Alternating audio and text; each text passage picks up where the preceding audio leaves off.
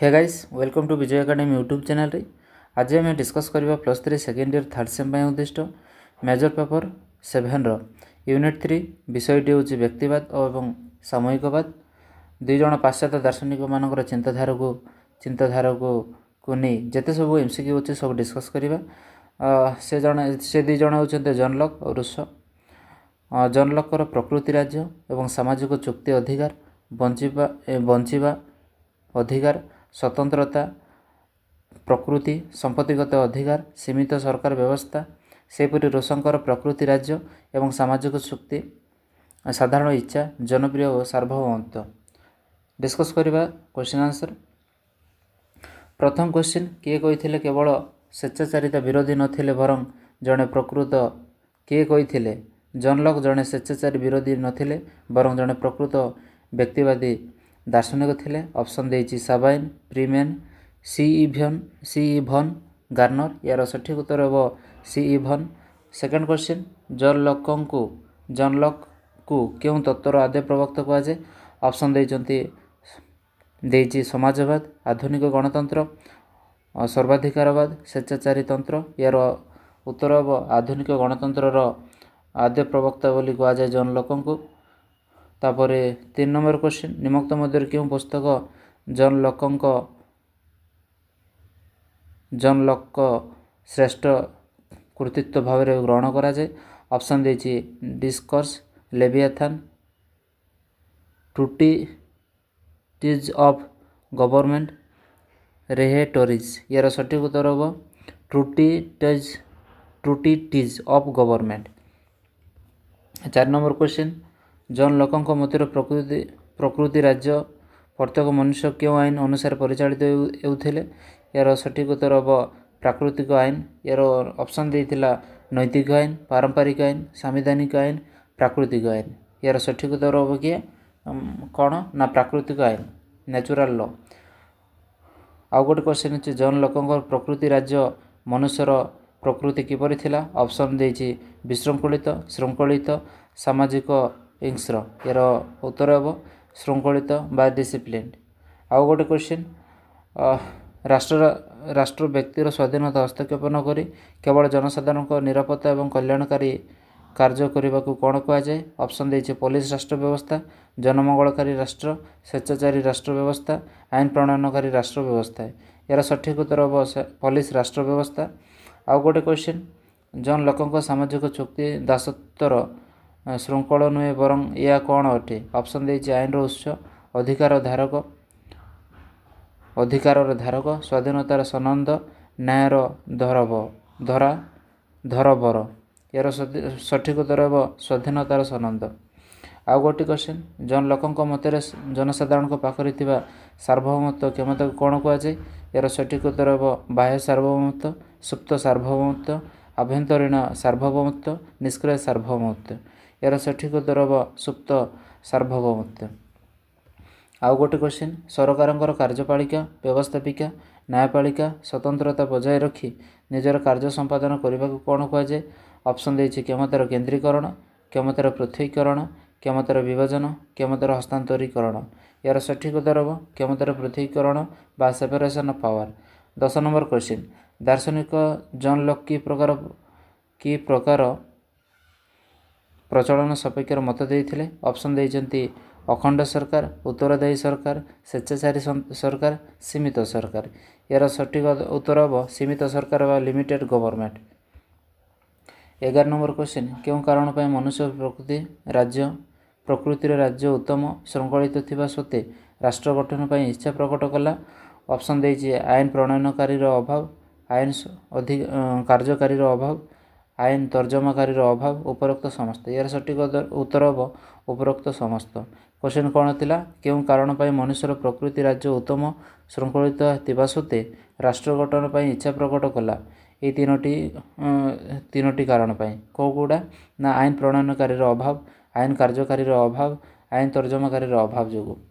12 number question रूस क्यों देशर दार्शनिक अटंती। ऑप्शन देछि इंग्लैंड फ्रांस इटाली जर्मनी यार सठिक उत्तर हे फ्रांस।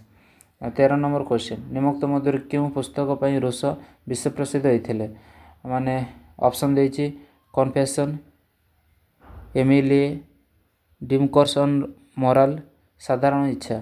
यार सठिक उत्तर हम साधारण इच्छा बा जेनेराल विल।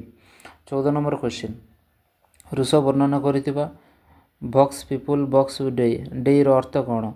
यार सठिक उत्तर हम डे।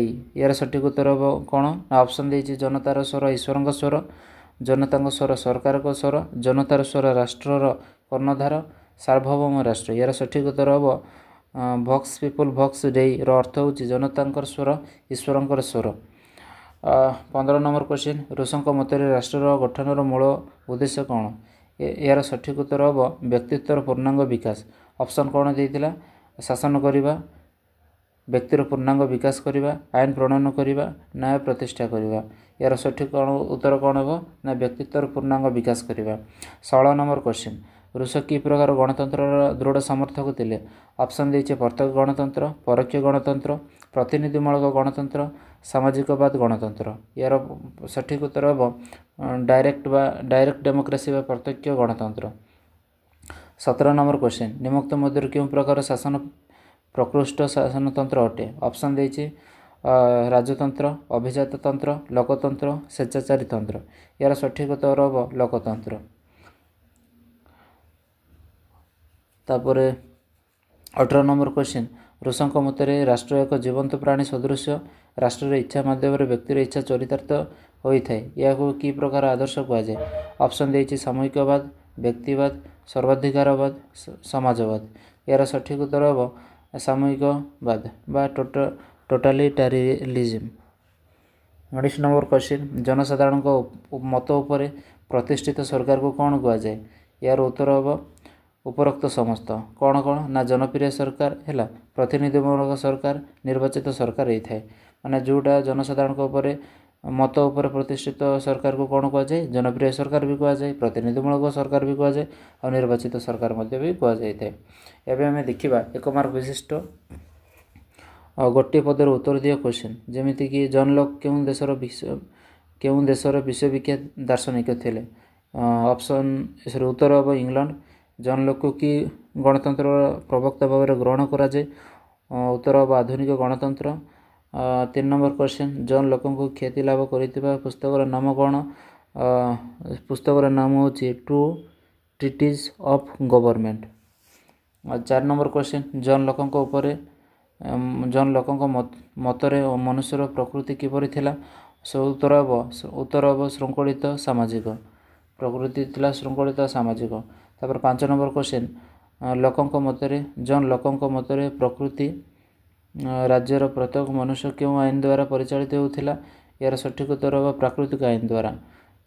6 नंबर क्वेश्चन प्रकृति राज्यर सुंदर साबळीर जीवनचर्या थिले मध्य केउथिर अभाव रही जहाँफल मनुष्य सामाजिक चुक्ति द्वारा आबद्ध होता? यार सठिक उत्तर हम आईन और आईन प्रणयनकारी। 7 नंबर क्वेश्चन जॉन लॉक मतरे क्षमता गोटे स्थान बा गोटे लोक हाथ में ठूल रही कौन सृष्टि हुए? यार उत्तर हम स्वेच्छाचारिता। 8 नंबर क्वेश्चन साधारणतः जॉन लॉक को कि प्रकार गणतंत्र प्रवक्ता कहुए? यार उत्तर हम आधुनिक गणतंत्र प्रवक्ता। 9 नंबर क्वेश्चन जॉन लॉक मतरे धार्मिक चिंताधारार कौन होगा उचित? यार सठिक उत्तर हम उदारीकरण। 11 नंबर क्वेश्चन दार्शनिक जॉन लॉक कि प्रकार सरकार प्रचलन सपक्ष मत देते? यार उत्तर हम सीमित सरकार बा लिमिटेड गवर्नमेंट। 11 नंबर क्वेश्चन दार्शनिक जॉन लॉक को कि स्वाधीनतार आद्य प्रवक्ता कहुए?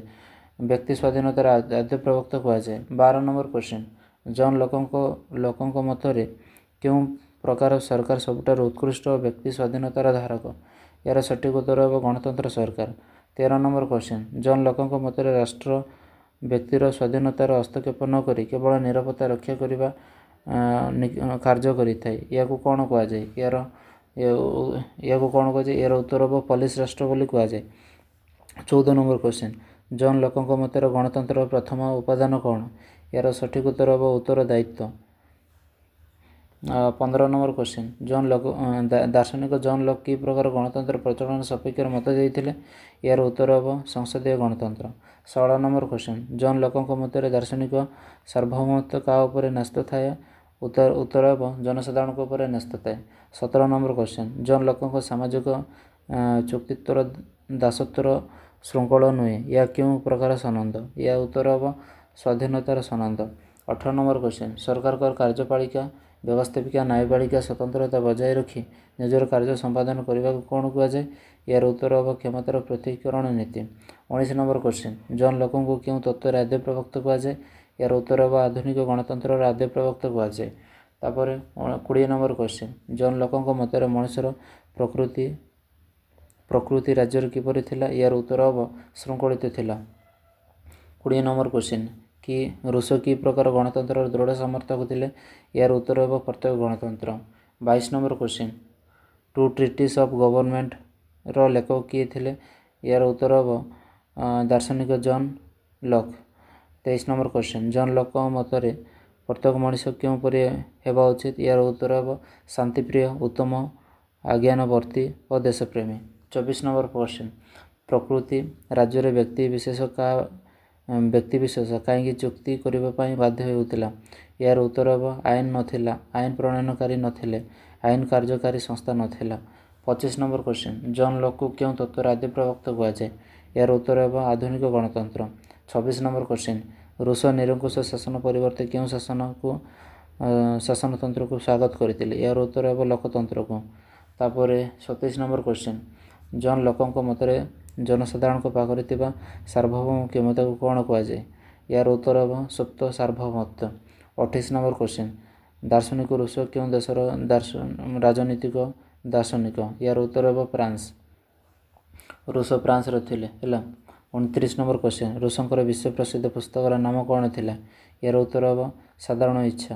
30 ନମ୍ବର କ୍ୱେଶ୍ଚିନ୍ ରୁଷୋଙ୍କ ମତରେ ରାଷ୍ଟ୍ର ଗଠନର ଉଦ୍ଦେଶ୍ୟ କ'ଣ? ଏହାର ଉତ୍ତର ହେବ ବ୍ୟକ୍ତିର ପୂର୍ଣ୍ଣାଙ୍ଗ ବିକାଶ। 31 ନମ୍ବର କ୍ୱେଶ୍ଚିନ୍ କିଏ କହିଥିଲେ ମନୁଷ୍ୟ ମୁକ୍ତ ଭାବରେ ଜନ୍ମ ହୋଇଥିଲେ ମଧ୍ୟ ସବୁଠାରୁ ଶୃଙ୍ଖଳ ଭାବରେ ଆବଦ୍ଧ ହୋଇଥାଏ। ସବୁଠାରେ ଶୃଙ୍ଖଳ ଭାବରେ ଆବଦ୍ଧ ହୋଇଥାଏ। ଏହାର ଉତ୍ତର ହେବ ରୁଷୋ। 32 ନମ୍ବର କ୍ୱେଶ୍ଚିନ୍ ରୁଷୋ ବର୍ଣ୍ଣନା କରିଥିବା ବକ୍ସ ପିପଲ୍ ବକ୍ସ ଡେଇକ୍ର ଅର୍ଥ କ'ଣ? ଏହାର ଉତ୍ତର ହେବ ଜନତାଙ୍କ ସ୍ୱର ଈଶ୍ୱରଙ୍କ ସ୍ୱର ସହିତ ସମାନ। ତାପରେ 33 ନମ୍ବର କ୍ୱେଶ୍ଚିନ୍ ଈଶ୍ୱରଙ୍କ ମତରେ ଜନସାଧାରଣଙ୍କ ଦ୍ୱାରା ନିର୍ବାଚିତ ସରକାର ବ୍ୟବସ୍ଥାକୁ କ'ଣ କୁହାଯାଏ? ଉତ୍ତର ହେବ ପ୍ରତିନିଧିମୂଳକ ସରକାର ବା ରିପ୍ରେଜେଣ୍ଟେଟିଭ୍ ଗଭର୍ଣ୍ଣମେଣ୍ଟ। 34 ନମ୍ବର କ୍ୱେଶ୍ଚିନ୍ ପ୍ରକୃତି ରାଜ୍ୟର ଶୃଙ୍ଖଳିତ ଜୀବନଚର୍ଯ୍ୟା ଥିବା ସତ୍ତ୍ୱେ ମନୁଷ୍ୟ କାହିଁକି ସାମାଜିକ ଚୁକ୍ତି କରିବାକୁ ବାଧ୍ୟ ହେଲା? ଉତ୍ତର ହେବ ନିଃସଙ୍ଗ ଜୀବନ ଦୂର କରିବା ପାଇଁ। 35 ନମ୍ବର କ୍ୱେଶ୍ଚିନ୍ ରୁଷୋଙ୍କ ମତରେ ପ୍ରକୃତି ରାଜ୍ୟରେ ଧୀରେ ଧୀରେ ମନୁଷ୍ୟ ସ୍ୱାର୍ଥପର କାହିଁକି ହେଲା? ଏହାର ଉତ୍ତର ହେବ ସମ୍ପତ୍ତି ଆହରଣ କରିବାର ଜିଜ୍ଞାସା। 36 ନମ୍ବର କ୍ୱେଶ୍ଚିନ୍ ରୁଷୋଙ୍କର ଦାର୍ଶନିକ ତତ୍ତ୍ୱର ପ୍ରଭାବରେ କେଉଁ ସାମାଜିକ ଆନ୍ଦୋଳନ ମୁଣ୍ଡ ଟେକିଥିଲା?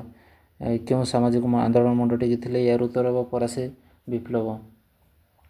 37 ନମ୍ବର କ୍ୱେଶ୍ଚିନ୍ ରୁଷୋଙ୍କ ମତରେ ଜଣେ ସାଧାରଣ ବ୍ୟକ୍ତିର କେତୋଟି ଇଚ୍ଛା ଦେଖିବାକୁ ମିଳେ? ଉତ୍ତର ହେବ ବ୍ୟକ୍ତିଗତ ଇଚ୍ଛା ଓ ବାସ୍ତବ ଇଚ୍ଛା। ତାପରେ 38 ନମ୍ବର କ୍ୱେଶ୍ଚିନ୍ ଦାର୍ଶନିକ ରୁଷୋ କି ପ୍ରକାର ସାର୍ବଭୌମତ୍ୱ ସପକ୍ଷରେ ମତ ପ୍ରକାଶ କରିଥିଲେ? ଉତ୍ତର ହେବ ଜନପ୍ରିୟ ସାର୍ବଭୌମତ୍ୱ।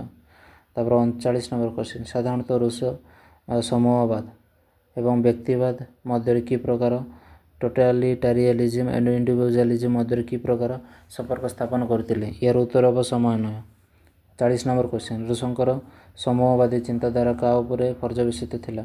ଉତ୍ତର ହେବ ବୃହତ୍ତର ସ୍ୱାର୍ଥ। 41 ନମ୍ବର କ୍ୱେଶ୍ଚିନ୍ ରୁଷୋଙ୍କ ମତରେ କି ପ୍ରକାର ଇଚ୍ଛା ସାମାଜିକ ଅସମାନତାର କାରଣ ଅଟେ? ଏହାର ଉତ୍ତର ହେବ ସମ୍ପତ୍ତି ଆହରଣର ଇଚ୍ଛା। ତାପରେ 42 ନମ୍ବର କ୍ୱେଶ୍ଚିନ୍ ରୁଷୋଙ୍କ ମତରେ ରାଷ୍ଟ୍ର ଓ ସରକାର